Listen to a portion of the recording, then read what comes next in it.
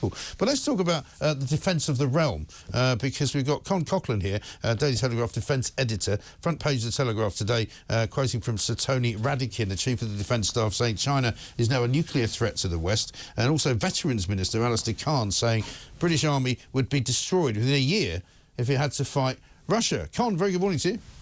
Good morning, mate. Good to talk to you. I mean, I suppose it's dangerous, isn't it, to take your eye off the ball in international politics, and obviously the eyes have very much been on Ukraine and the Middle East, but not so much on China. Is this happened as a result of what went on in South Korea the other day? Well, the Chinese have been gradually rearming and developing their military capabilities for more than a decade now. And they're building a whole range of military capabilities. We've seen them developing their first aircraft carriers, developing stealth fighter jets similar to our own F-35s, and of course developing their nuclear arsenal. I mean, China's been a nuclear power for many years, but I think what Sir Tony's talking about in his speech last night is that they are basically expanding the nuclear arsenal that they have, and also improving its effectiveness. And its main target, of course, is the United States. I mean, there is this, you know, the next century will be defined by the rivalry between China and the US. And the nuclear arsenals that both these superpowers have will be a very important feature of this rivalry. And what is the state of the nuclear arsenals exactly? Because we've heard many times from people on this side of the Cold War, I suppose you might call it, that a lot of Russia's missiles, a lot of Russia's weapons are perhaps older than they should be. I don't know what the state of ours is, I don't know what the state of America's is. I mean, is there still a sort of an upgrading going on all the time? Well, there is. I mean, first of all, with China, I think that there was a view that even though they had nuclear weapons, they were not a match for what we in the West had.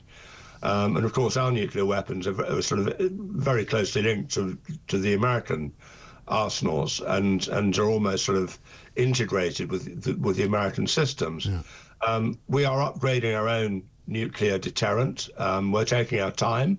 It'll take about 30 years, which begs the question, perhaps we should get a move on, given the changing global geopolitical environment. The Russians, similarly, Putin is spending a fortune on developing the Russian military, and the nuclear capability is at the heart of this. And the real problem, Mike, is that, you know, since the end of the Cold War, we lived in an age where the main priority was basically reducing nuclear stockpiles. Right. All the agreements that were signed by Ronald Reagan and others was to reduce these terrible weapons. But now, because of the sort of collapse of the international order that we've seen in the last decade, particularly with Russian aggression, a lot of these agreements have now fallen by the wayside. And you see countries like Russia, Iran, North Korea, China, actively seeking to enhance their nuclear capabilities.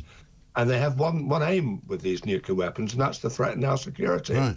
And what about those four nations you just mentioned, and their sort of burgeoning axis, if you like, sometimes called the axis of evil? We know that Iran and Russia have been quite sort of critical in helping Hamas and Hezbollah in the Middle East with what they've been doing. How much of a threat would you say that China is? I mean, because in the piece of the Telegraph, it talks about the era of post-war stability kind of being over, which is quite frightening, really, if you think about it.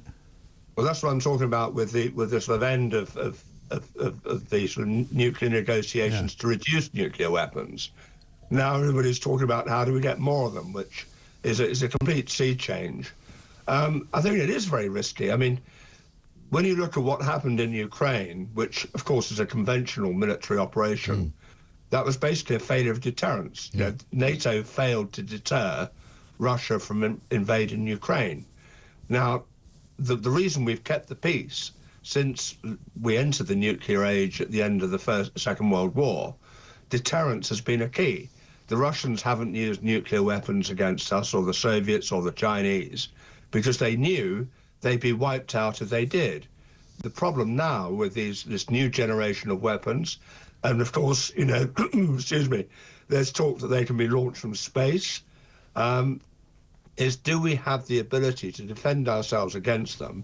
Do we have weapons that are powerful enough to deter potentially hostile states like China? I mean, China's in an ambivalent position. On the one hand, it wants to trade with everybody, but on the other, it wants to threaten everybody. So what does Beijing want? But does Beijing understand that China won't exist if it resorts to these kind of weapons? I mean, that's how deterrence works. And those are the kind of arguments we need to make. And that's why, coming back to domestic politics, this government needs to have a very serious look at our overall military capabilities and invest more money in the military, which I think was the bottom line of Sir Tony's speech last night. Yes, and so far, at the moment, it doesn't look as if the Keir Starmer government really has a clue about much. Less. No, well, they're running away from the issue. I mean, in the election campaign, they made a big song and dance of how they support NATO, how they support the Transatlantic Alliance, how they were going to take defence spending up to 2.5% of GDP, but nothing's happened.